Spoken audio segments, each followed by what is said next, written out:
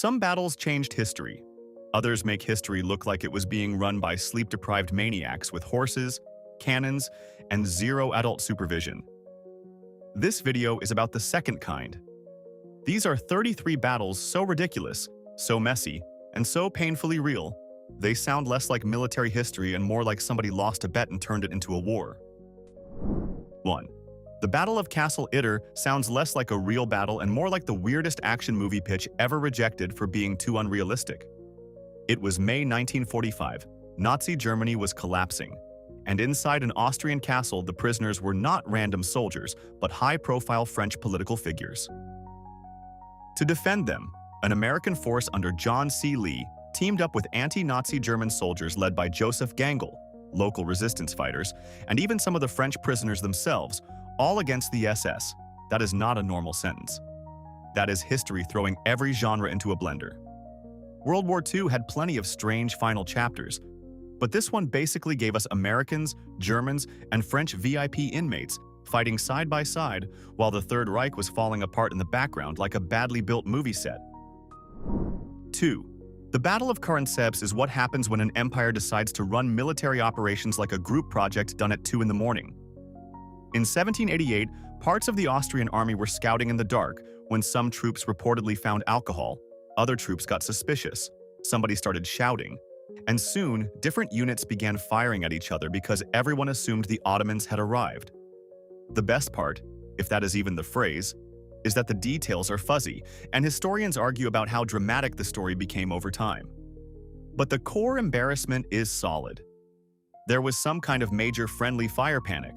The Austrian army wrecked itself in confusion, and the Ottomans later took advantage.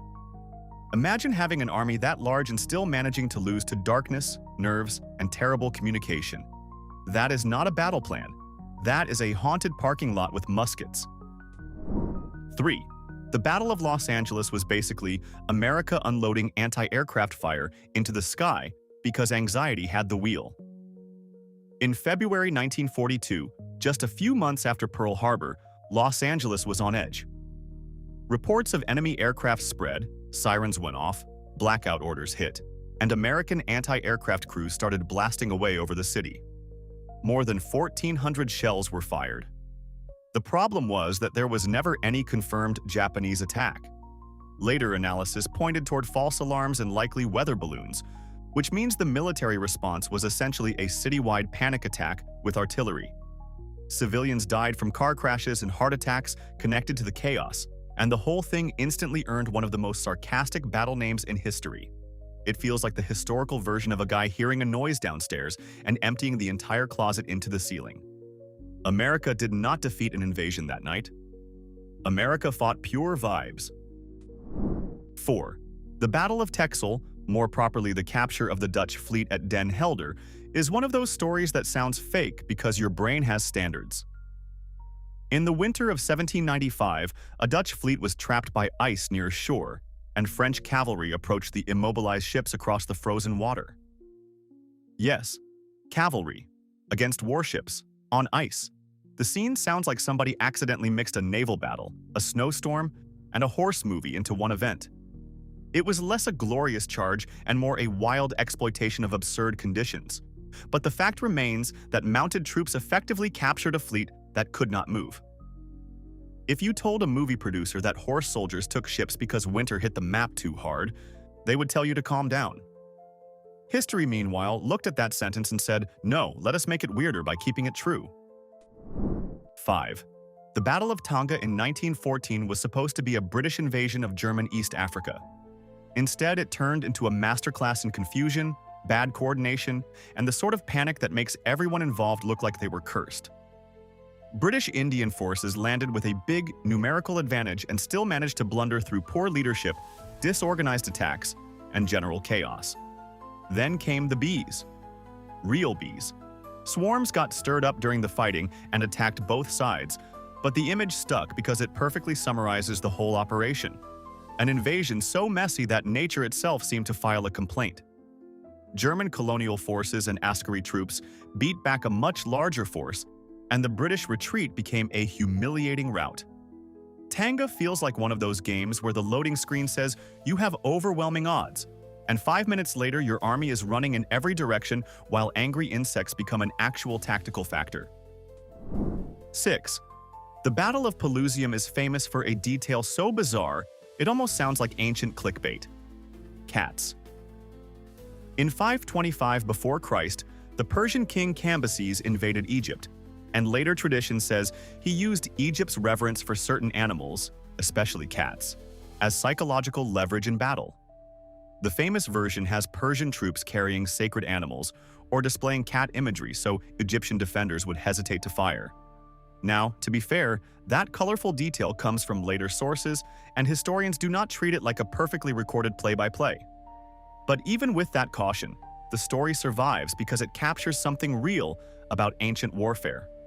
Culture mattered, religion mattered, and humiliating your enemy mentally was part of the game. So yes, one of antiquity's most famous battles is remembered partly as the day Persia may have weaponized Egypt's love of sacred animals. That is less military doctrine and more galaxy brain trolling. 7. The Battle of New Orleans is one of history's all-time great examples of two nations fighting because the memo did not arrive on time. The Treaty of Ghent had already been signed, meaning peace had technically been agreed, but news moved across the Atlantic at old-school speed, which is to say like a tired horse carrying bureaucracy. So in January 1815, American and British forces still clashed outside New Orleans in a major battle that should not have happened anymore. Andrew Jackson's men shredded the British assault, American casualties were light, British losses were heavy, and the victory became huge for American pride. But the ridiculous core never goes away. This was a serious, bloody, reputation-shaping battle fought after the war was basically over on paper. It is the international relations version of two guys still throwing punches after both have already signed the apology form. Immensely important, absolutely real, and just a little bit stupid. 8. The Battle of Zappolino gets remembered as the battle with the stolen bucket, which is exactly why medieval Italy remains undefeated in petty chaos. In reality, the war between Bologna and Modena was part of a much bigger political struggle, not literally caused by one wooden bucket. But the bucket legend stuck because it is too perfect. After Modena won at Zappolino in 1325 against a much larger Bolognese force, the story that a stolen bucket became the symbol of the whole conflict basically swallowed the actual geopolitics alive. And honestly, fair enough. If you are told to remember a medieval Italian battle, are you picking the long Guelph and Ghibelline power struggle or the part where a bucket became immortal? Exactly. The result is a battle permanently wrapped in the energy of two rival cities, saying yes, people died, but also please note that we absolutely did steal your bucket and never stopped flexing about it. 9. The Battle of Myeongnyang is one of those battles where the numbers are so lopsided they sound like a typo that no one corrected. In 1597, Admiral Yi Sun-sin had just 13 Korean warships left and faced a much larger Japanese fleet in the Myeongnyang Strait.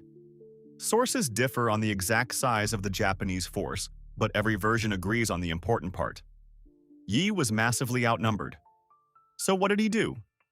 He used the narrow strait, brutal currents, iron discipline, and the fact that he was apparently allergic to losing in normal ways. The Japanese could not fully exploit their numbers in those waters. Confusion spread, ships collided, and the Korean fleet pulled off one of the most ridiculous naval victories ever recorded. It is the historical version of winning a boss fight with one hit point, a broken controller, and pure contempt for probability. 10. The Battle of Palmdale in 1956 was America trying to shoot down one runaway drone and somehow turning the whole thing into a slapstick air defense disaster. A Navy target drone went off course over Southern California, so Air Force interceptors were scrambled to bring it down. Straightforward, right? Not even close. The fighter crews fired all 208 of their unguided rockets at the thing and scored basically nothing useful. Instead, rockets hit the ground, started fires, damaged property, and generally made it seem like the real target was the state of California itself. After all that, the drone still was not properly shot down by the interceptors. It just kept going until it ran out of fuel and crashed on its own. So yes, America spent a pile of expensive rockets proving that a confused robot plane had a better survival instinct than the people trying to stop it. That is not air superiority. That is Looney Tunes with afterburners. 11. The Battle of Fishguard was the last invasion of mainland Britain, and it somehow has the energy of a prank that got way too far out of hand. In 1797, a French force landed in Wales, hoping to cause trouble, spark unrest, and generally embarrass Britain. Instead, the whole operation started wobbling almost immediately. Discipline crumbled, some of the invaders reportedly found alcohol and helped themselves, and local resistance formed faster than the French plan did. Then you get the legendary part. Stories that Welsh women in traditional dress were mistaken for British soldiers because their tall hats and red cloaks looked intimidating at a distance. Whether every folkloric detail is exactly right or not, the invasion still ended in surrender after an astonishingly short and shabby campaign. Britain's last mainland invasion was not some grand apocalyptic showdown. It was closer to a damp, confused burglary that forgot its own exit strategy. 12. Cajamarca in 1532 is one of those moments where sheer audacity hits the gas and the laws of common sense just leave the building. Francisco Pizarro had fewer than 200 Spaniards. Atahualpa was the ruler of the Inca Empire and arrived with thousands of attendants and guards. On paper, this should have been a very short story with a very obvious ending. Instead, the Spaniards set an ambush in the square at Cajamarca, used horses, steel, firearms, and shock to create maximum panic, and seized Atahualpa in the middle of the chaos. Once the emperor was captured, the whole balance of power collapsed in a way that looks almost impossible from a distance. This is not ridiculous because it was funny. It is ridiculous because it feels like the sort of insane gamble no sober strategist would advise. And yet it worked, which is history's favorite and most annoying plot twist. 13. The Battle of May Island was not really a battle, unless your enemy is fog, bad communication, unlucky timing, and the concept of situational awareness. In early 1918, Royal Navy ships and submarines were moving for exercises off Scotland when a chain reaction of collisions turned the night into a mechanical nightmare. K-class submarines, already infamous for being temperamental sea monsters in metal form, got caught in a mess of confusion, sudden maneuvering, and visibility problems. Multiple collisions followed, 2 submarines sank, others were damaged, and more than 100 sailors died. No enemy fleet was needed. The Royal Navy managed to create its own disaster all by itself, which honestly takes commitment. Calling it a battle feels darkly perfect because the event had all the destruction of a fight and none of the convenience of having somebody else to blame. It was friendly fire but industrialized. 14. The Battle of Mortimer's Cross came with one of the most cinematic bits of medieval atmosphere ever recorded. 3 suns in the sky. On the morning of the battle in 1461, troops saw a parhelion, also called a sundog, a real atmospheric phenomenon that can make it look like multiple suns are hanging there together. To frighten soldiers in the Wars of the Roses, that was not weather. That was heaven apparently opening the weirdest special effects budget of the century. Edward of York brilliantly turned the omen to his advantage, telling his men it symbolized the Holy Trinity and therefore divine support for their cause. Suddenly, what could have been a morale-killing freak sky event became cosmic campaign branding. He even adopted the sun in splendor as an emblem afterward. Medieval politics already had enough drama, but adding surprise celestial graphics really pushed this one into full franchise territory. 15.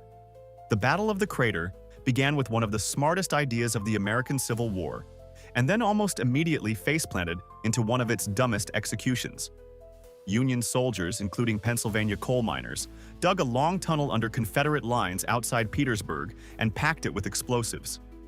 When the mine finally blew, it created a massive crater and blasted open a golden opportunity. So naturally, the follow-up attack turned into chaos.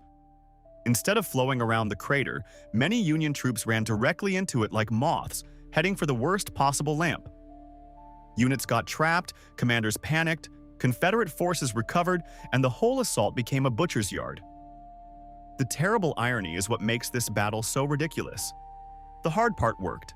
The giant underground bomb worked. The impossible engineering stunt worked. And then the humans arrived to prove once again that success is often just failure, wearing nicer shoes. 16. The Battle of the Helgeå sounds like Viking Age history looked at regular naval combat and said, "This needs more infrastructure sabotage." According to medieval accounts, the Swedish and Norwegian side prepared a trap for King Snut's fleet by building up a dam of timber and peat in the river. Then, when enemy ships entered the dangerous area, they released the water and sent a surge crashing down onto them. That is not just fighting, that is hydrology with murder attached. The location and details are debated because early medieval battles often come to us through a mix of chronicle, saga, and national pride. But the core story remains wonderfully absurd. Instead of merely trading blows ship to ship, they decided to weaponize the river itself. Imagine showing up for a naval engagement and finding out the other team had prepared a surprise flood like they were auditioning for the role of angry beavers with kings. 17. Stamford Bridge has one of those moments that sound so perfectly heroic and stupid that people assume it must have been added later by a guy who loved dramatic speeches. In 1066, Harold Godwinson's English army caught Harald Hardrada's Norwegians off guard near Stamford Bridge. The battle itself was brutal and decisive, but the most famous image is the lone Viking warrior allegedly holding the bridge by himself with a giant axe, delaying the English advance and chopping down attackers until someone finally got underneath and stabbed him from below. Is that a little too cinematic? Absolutely. Is it still in the medieval sources? Also, yes. The whole episode feels like history briefly turning into an over-the-top action scene where one nameless man becomes the human version of a roadblock. It is absurd, memorable, and somehow wedged right into one of the most important years in English history, like nobody noticed how wildly cool it sounded. 18. The Battle of Athens in Tennessee in 1946 was not a war against a foreign army. It was World War II veterans coming home, looking at corrupt local officials and deciding they were absolutely not in the mood for more nonsense. McMinn County had become notorious for political corruption, voter intimidation, and predatory policing. When veterans challenged the machine in local elections and suspected ballot tampering, the situation escalated fast. Officials locked themselves in the jail with ballot boxes. The veterans got armed, surrounded the place, exchanged gunfire, and eventually used dynamite to force the issue. It sounds less like civics and more like a county government speedrunning how to cause a rebellion. The craziest part is that no one was killed, despite how close this got to becoming a full disaster. America sometimes acts like democracy is a calm process. Athens, Tennessee responded with, "Actually, here is some dynamite." 19. The Battle of Fimreite in 1184 is one of the best examples of a side winning so hard it accidentally started sinking itself. Medieval Scandinavian naval warfare often involved lashing ships together into floating platforms for close combat, which sounds cool right up until physics remembers it exists. During the battle, King Magnus's forces had more ships, but as men crowded inward and vessels were packed with armored fighters, overloaded ships began to go down. That means part of the battle turned into a grim floating traffic jam, where being successful enough to pile onto the enemy also helps send your own formation underwater. King Sverre's smaller, more flexible force exploited this brilliantly. So yes, one of Norway's great medieval clashes included ships sinking partly because too many armed men were standing on them yelling victory too early. It is the sort of tactical failure that could be summarized as, "Congratulations, you conquered the boat into the ocean." 20. Shiloh was one of the bloodiest early battles of the American Civil War. So the ridiculous part here is not the fighting itself, but the eerie legend that grew around it. After the battle, wounded men were left on the field for hours in terrible conditions, and a later story emerged that some wounds glowed faintly in the dark and that the soldiers with this so-called angel's glow healed better. It sounds like Civil War history wandered into science fiction by mistake. Modern retellings have connected the story to bioluminescent bacteria under just the right conditions, though the tale itself sits in that hazy zone between folklore, medical curiosity, and battlefield myth. That uncertainty is part of why it sticks. Shiloh was already horrific. Then history added the detail that maybe some of the wounded glowed like broken lanterns in the mud. America really does refuse to have normal stories. 21. The Battle of Stirling Bridge is one of the clearest historical examples of an army seeing an obvious problem, ignoring it anyway, and then getting professionally wrecked for its trouble. In 1297, English forces had to cross a narrow bridge over the River Forth to get at the Scots led by William Wallace and Andrew de Moray. Narrow means narrow. Contemporary descriptions and later summaries emphasize that only a very limited number of men could get over at once. So the Scots waited until enough English troops were trapped on the wrong side, then hit them hard before the rest could deploy properly. It was like watching someone feed an entire army through a doorway, one handful at a time. The result was a crushing Scottish victory and a brutal lesson in battlefield geometry. Stirling Bridge is proof that sometimes the deadliest weapon on the field is just patience plus one very inconvenient bridge. 22. Tsushima was the grand finale of one of the most humiliating road trips in military history. Russia sent its Baltic fleet halfway around the world to fight Japan in 1905, which already sounds exhausting. Then, on the way, the fleet famously panicked at Doggerbank and fired on British fishing trawlers because somebody thought Japanese torpedo boats were apparently hanging out near England in disguise. After months of travel, terrible logistics, fouled hulls, low morale, and the general vibe of a cursed expedition, the Russians finally reached East Asia and got absolutely wrecked by Admiral Togo's Japanese fleet at Tsushima. It was decisive, devastating, and humiliating on a near-cosmic scale. Imagine driving cross-country in a broken car, punching 3 mailboxes by mistake, then arriving at your destination just in time to lose the actual fight in public. That was Tsushima, except with battleships and national prestige. 23. The Battle of the Eclipse is one of those ancient stories that sounds suspiciously poetic until astronomy walks in and says, no, that actually checks out. According to Herodotus, the Medes and Lydians were fighting in 585 before Christ when the sky suddenly went dark because of a solar eclipse. Both sides took that as a gigantic celestial warning label and decided maybe this was not the day to keep stabbing each other. So the battle stopped, and a peace settlement followed. Now, ancient historians loved a dramatic moment, but the eclipse itself is famous precisely because later astronomical calculation made the timing plausible. Which means one of the oldest famous battle stories on record includes the universe hitting pause like a cosmic referee. Imagine 2 armies going full murder mode, and then the sun itself basically saying, all right, everybody knock it off. Hard to top that for battlefield mood swings. 24. The Battle of Brisbane in 1942 was allies fighting allies because apparently even the anti-Axis coalition could not go 1 month without interpersonal nonsense.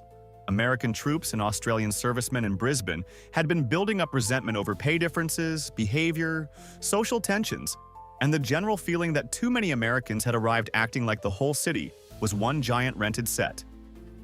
Then the pressure finally blew. For 2 days, there were riots, brawls, gunfire, hundreds of injuries, and 1 Australian death. The fact that wartime authorities tried to keep the whole thing quiet only makes it feel more absurd. These were supposed to be teammates in World War II. Instead, Brisbane briefly turned into the international version of 2 friends helping you move house and then fistfighting in your driveway over who touched whose stuff. It was ugly, embarrassing, and deeply human in the dumbest possible way.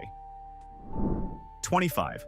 Agincourt is famous because it took the medieval fantasy of armored nobles looking unstoppable and then dropped it face first into wet dirt. In 1415, the French had numbers, prestige, and a lot of heavily armored men who probably felt fantastic about their chances. Then the battlefield reminded them it had recently been soaked by rain and turned into thick mud. The terrain was narrow, movement was awful, formations got compressed, horses panicked, and the French advance became a slow, suffocating trudge under arrow fire and mounting disorder. Once men in heavy armor started falling, getting back up was not exactly a simple gym routine.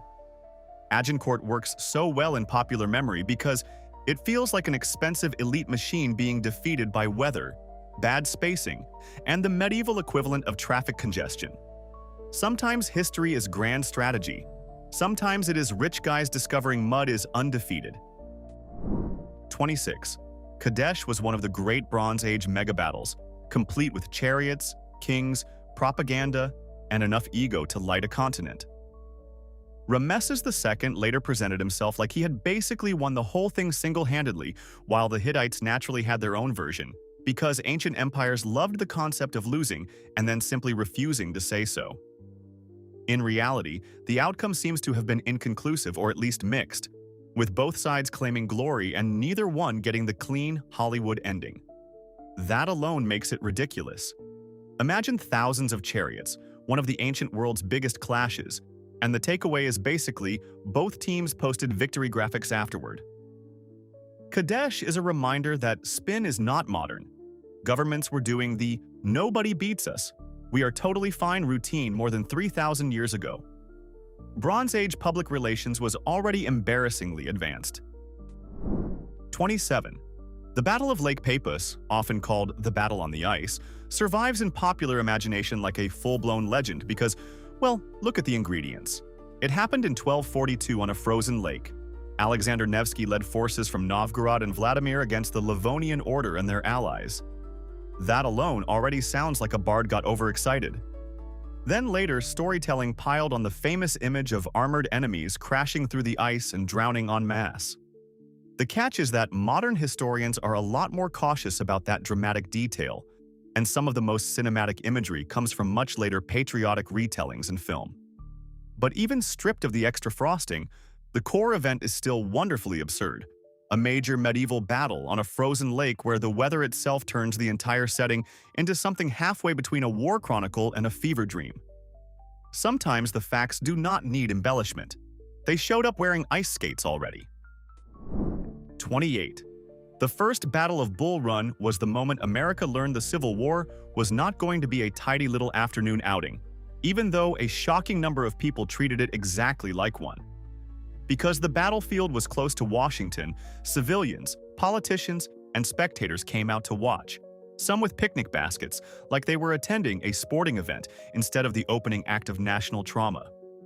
That alone should put this battle in any hall of ridiculousness forever. Then the fighting intensified, the Union attack collapsed, and the retreat back toward Washington became chaotic and humiliating, with wagons, troops, civilians, and panic all mixing together. So the same battle that shattered illusions about how easy the war would be also began with people basically rolling up for snacks and scenery.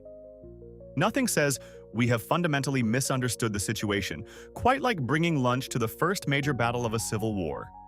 America really came dressed for the wrong genre. 29. San Jacinto lasted about 18 minutes, which is barely enough time to microwave something responsibly, and yet it changed the map in a massive way. In April 1836, Sam Houston's Texian force caught Santa Anna's army off guard near the San Jacinto River. The Mexican camp was vulnerable, the attack was sudden, and the result was a spectacular collapse. Santa Anna was captured the next day, and the victory effectively secured Texan independence, setting off consequences that would ripple far beyond the battlefield. That is why this fight feels so ridiculous. It is not just that it was short. It is that the ratio between duration and historical impact is almost rude. 18 minutes. That is not a battle. That is a historical jump scare. Entire empires and future borders got shoved around by a fight that was over before a modern baseball game finishes the national anthem. 30. The Battle of the Golden Spurs in 1302 is one of the medieval world's favorite reminders that expensive noble cavalry was not automatically the answer to everything. French knights showed up with the usual elite confidence, expecting to smash a Flemish urban militia and restore order. Instead, the Flemish fighters used good ground, ditches, streams, discipline, and stubborn infantry formations to wreck the French attacks. The battlefield made cavalry charges difficult, momentum vanished, and the supposedly superior mounted warriors got cut down in ugly fashion. The battle took its name from the spurs collected from the defeated French nobles, which is about as subtle as posing for a victory photo with the enemy's car keys. What makes it so satisfying is how brutally it humiliates assumptions. Medieval hierarchy said the rich mounted guys should win. The townsman replied, "That is adorable, please step into this swamp and find out." 31. The Battle of Bamber Bridge in 1943 is one of those stories that should embarrass anyone who still likes pretending racism is just some side note in military history. In a village in Lancashire, Black American soldiers were stationed in a place where local people generally treated them with more decency than the segregated U.S. Army did. Tensions were already high, especially after attempts by American authorities to impose segregation in local pubs. Then a confrontation involving military police escalated into a night of gunfire between American soldiers. Not against Germans, against each other, in England, during World War II. One man was killed, several were wounded, and the aftermath included mutiny charges. The whole thing feels surreal because the setting is so wrong for the violence, yet the cause is painfully familiar. America managed to carry segregation overseas and then act shocked when that poison exploded in public. Dumb, disgraceful, and tragically real. 32. Marathon is so iconic that parts of it sound like patriotic legend wearing a fake mustache. The real battle in 490 before Christ was already dramatic enough. Athenian and Plataean hoplites defeated a Persian force on the plain of Marathon and proved the Persians were not unbeatable. That mattered enormously for Greek morale and later history. But then comes the runner story, and this is where things get messy in the best way. Herodotus has a professional runner going from Athens to Sparta before the battle to seek help. The famous version where a man runs from Marathon to Athens, announces victory and dies, is a later tradition, which means one of the most famous facts about one of the most famous battles is basically a later prestige remix. Even so, the battle's legend grew so huge it eventually gave us the modern marathon race. History loves a good sequel, especially when cardio is involved. 33. Patay in 1429 feels ridiculous because it is the moment the English longbow aura, that near-mythic reputation built at places like Crécy and Agincourt, suddenly took a hard punch to the face. The English wanted to set up the kind of prepared defensive position that had made them terrifying for decades, with archers protected and ready. The problem was that the French hit before that setup was properly finished. According to the famous tradition, a stag startled the hidden archers, they gave themselves away with a hunting cry, and French cavalry pounced. Whether you focus on the stag or simply the surprise and speed of the assault, the result was the same. The English were routed, major commanders were captured, and the stand back and let the longbows save us formula stopped looking like magic. Patay is what happens when history takes a dominant meta build and suddenly patches it mid-match. So after all that chaos, panic, ego, mud, bees, friendly fire, and world-class military stupidity, I want to know one thing. Which battle in this video was the most humiliating disaster of all? And which ridiculous battle did we not mention that absolutely deserved a spot here? Do not be polite. Start fights in the comments. And if this kind of history is exactly your flavor of nonsense, hit like, subscribe, and stick around.